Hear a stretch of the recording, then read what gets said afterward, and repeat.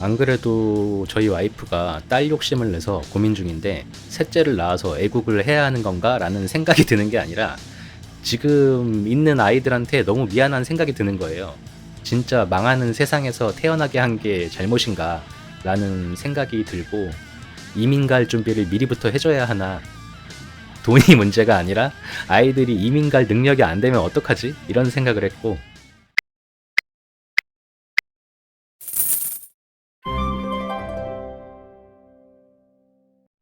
안녕하세요. 슈퍼너멀입니다. 이번 달도 열심히 일해서 돈을 벌었고 빠져나가야 할 돈이 모두 정산이 돼서 남은 돈으로 늘 해오던 대로 주식을 사서 그에 대한 이야기를 나눠보겠습니다. 일단 뭘 사야 할까 생각을 했는데 크게 고민할 건 없었습니다. 1순위로 SCHD 매달 5주씩 모아가고 있으니까 고민하지 않고 샀고 28일에 샀는데 SCHD가 $80를 찍고 다시 내려오고 있어요. 조금 참고 요때 한꺼번에 샀으면 물타기가 될 수 있었을 텐데 살짝 비싸게 샀습니다. 그냥 닥치고 모아가는 거라 크게 중요한 건 아니고 밑에 거는 친환경 플라스틱 기업 오리진 머티리얼스를 평단 내리려고 최근에 사팔사팔 한다고 말씀을 드렸었는데 0.95달러에 샀던 게 또 1달러가 돼서 매도를 했습니다. 그런데 오늘 1.15달러까지 갔더라고요. 마이너스 70%가 넘었었는데 거의 마이너스 20%가 됐습니다. 그래서 기대를 하면서 상황을 지켜봐야 할 것 같아요. 제가 처음에 6달러대에 사서 평단을 1.5달러 아래로 내려놨는데 회사가 망하지 않는다면 아주 잘한 선택이 될 것 같습니다. 그리고 29일에 관심 종목들이 파랗게 되어 있는 것을 보고서 마이너스 종목 위주로 물타기를 했습니다. 일단 리얼티 인컴은 크게 생각이 없었는데 보유 수량 자릿수도 맞추고 평단도 내릴 겸 해서 3주를 매수했어요. 이상하게 저는 보유 수량을 0, 5 이렇게 맞춰놓고 싶더라고요. 변태인가? 다음으로 인텔을 왜 사냐 하실 수도 있는데 저는 어차피 물린 거 계속 버텨야 하고 아주 길게 호흡을 하면서 가져가 보려고 합니다. 그러려면은 평단도 낮춰놔야 되고 이러다가 또 삼슬라처럼 샀던 수량을 조금 올랐을 때 다시 팔았다가 내려가면 다시 살 수도 있고 여러 가지를 생각하고 있고요. 인텔은 일단 미국 정부가 밀어주기 때문에 어떻게든 성과가 나와야 한다고 생각을 하고 있어요. 나라가 밀어주는데도 안 되면 정말 노답이지만 미국을 믿고 오랫동안 가져가 보려고 합니다. 그리고 마지막 남은 돈은 아이온큐를 매수했습니다. 역시 마이너스 상태라 매수를 했고 아이온큐 역시 길게 바라보고 평단 낮추고 수량은 늘리고 하면서 가져가야 한다고 생각하는데 고민이 좀 생겼어요. 제가 신생 기업은 소액만 투자를 하는데 맥시멈으로 생각하는 게 1,000만 원인데 계속 모아가다 보니까 1,000만 원이 넘었더라고요. 투자된 금액이. 그래서 이제 멈춰야 할지 꾸준히 모아야 할지 살짝 고민이 되기 시작했습니다.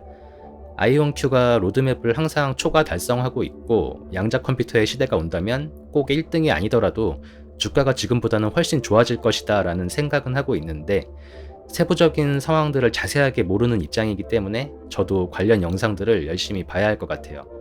어쨌든 저는 쌀 때 모아두는 게 좋을 것 같다고 생각합니다. 그래서 주식을 산 결과를 4월과 비교해보면은 인텔 평단을 45에서 43달러로 떨궜고요. 아까 말씀드린 오리진 머티리얼스가 이렇게 1달러 위로 올라가서 상장 폐지 걱정은 안 해도 되지 않을까라는 희망을 갖게 됐습니다. 그리고 아이온큐가 10일에서 9.9달러까지 떨어진 게 아니라 10일에서 9.9달러로 평단을 내렸고 주가는 떨어졌지만 평단을 내린 덕분에 선방하고 있습니다. 아이온큐 밑에 아버 리얼티 트러스트 이거를 잠깐 보면은 이거는 배당을 10% 넘게 줘서 물타기를 하고 싶은데 지금 마이너스 9%예요. 물타기를 하고 싶은데 저는 12달러 초반이나 그 아래로 가면은 조금씩 수량을 늘리고 있습니다. 최근에 이게 양전을 하기도 했는데 인기 있는 주식이 아니라 정보도 별로 없어서 차분히 알아볼 필요가 있을 것 같습니다. 그리고 잘 보이지는 않지만 리얼티 인컴 리얼티 인컴이 더 안 좋아지기는 했는데 리츠는 금리가 내려가기 전까지는 계속 이런 상태로 갈 것 같다고 생각을 하고 희망적으로 바라보면은 금리를 인하하기 전까지 모아가면은 괜찮은 주식이라고 이야기를 할 수 있을 것 같습니다. 저도 막 요쪽이 이렇게 시퍼렇지 않으면은 조금 더 모아놓고 싶은데 가용할 자금이 한정돼 있어서 어쩔 수 없는 상황이고요. 마지막으로 SCHD는 이런 모습을 보이고 있습니다. 몇 주까지 모아서 나이 먹고 배당금을 얼마나 타먹을 수 있을지 보자고요. 그리고 TQ 속슬 여기 3배의 레버리지들은 그냥 그대로 들고 갈 겁니다. 수량을 더 늘리진 않을 거고 그냥 갖고 갈 거예요. 과연 언제까지 버틸 수 있을지, 정말 버티는 게 기술인데 언제까지 버틸 수 있을지 봐주시면 좋을 것 같습니다. 응원도 많이 해주세요. 제가 그동안은 별로 관심이 없어서 체감을 못했는데 최근에 출산율, 국민연금 이런 거를 보면서 진짜 정말 큰일 났구나 라는 생각을 했어요. 정말 애를 안 낳는구나 정도로만 생각을 했는데 인구가 53개월째 자연 감소하고 있다고 하고 어떤 식으로 줄어들까 하고 계산을 해봤는데 결혼할 남녀가 1000만 명이고 기가 막히게 남녀가 딱 반반이라서 결혼을 한다고 치면 한 명에 0.76이 아니라 두 명에 0.76이잖아요. 그러면은 500만에 0.76 하면은 380만 명이 태어나서 또 남녀가 반반이면 190만, 또 0.76만 나오면 144만. 이렇게 뭐 몇 대 내려간 것도 아닌데 이렇게 줄어버린다고 가정을 하니까 이거는 정말 심각한 거구나라는 생각이 들었고, 안 그래도 저희 와이프가 딸 욕심을 내서 고민 중인데 셋째를 낳아서 애국을 해야 하는 건가 라는 생각이 드는 게 아니라 지금 있는 아이들한테 너무 미안한 생각이 드는 거예요.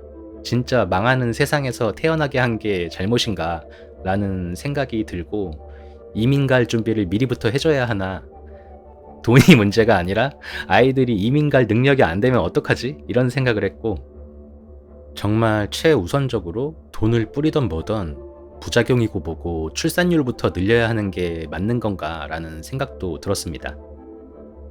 상황이 이렇게 심각한데 금배지 달고 계신 분들은 맨날 싸우기만 해요. 누구를 지지하고 욕할 필요도 없습니다. 그냥 다 똑같은 놈들이에요. 제가 잘 알지는 못하지만 지금 나오는 개혁안들이 고갈을 늦출 뿐이지 인구가 줄어들면 결국 고갈이 될 거고, 이런 통계들도 출산율이 지금보다 나아진다는 가정이라는데 모르겠어요. 개혁을 안 하면 누군가 희생을 해야 하는데 당장 그냥 저희 부모님부터 연금을 조금 받는 걸로 시작을 해야 하는 게 맞는 것 같은데, 줬던 거를 안 주는 것도 쉽지가 않고 또 받는 돈이 뭐 일을 안 해도 될 만큼 많이 받는 것도 아니고 참 어려운 문제다라고 생각을 하고요. 처음 국민연금 설계할 때는 인구가 줄어들 거라는 생각을 못 했겠죠. 애초에 이렇게 되는 걸 만들었을 거라고는 생각하지 않습니다. 그런데 정말 심란한 게 저까지는 그래도 괜찮고 험한 꼴 안 보고 죽으면 다행인데 우리 아이들은 어떻게 되는 건가 라는 걱정들을 하게 됐습니다. 그래서 더더욱 투자를 잘해야 되겠다. 꼭 투자에 성공해서 국민연금 따위에 의지하지 않고 스스로 살 수 있는 환경을 만들어야겠다. 그리고 그 방법을 아이들에게 알려줘야겠다는 생각을 하게 됐습니다. 그리고 그 기회는 한 번밖에 없습니다. 인생을 몇 번씩 사는 게 아니기 때문에 유일하게 주어진 한 번의 기회를 쥐뿔도 없으면서 나 하고 싶은 거 다 하면서 살면 안 된다. 다행히 이렇게 투자를 할 수 있는 환경에서 살고 있으니까 잘 활용해야 한다는 말씀을 드리면서 마무리를 하겠습니다. 이상 오늘 나눌 이야기는 여기까지입니다. 시청해 주셔서 감사하고 건강하고 행복하게 또 만나요.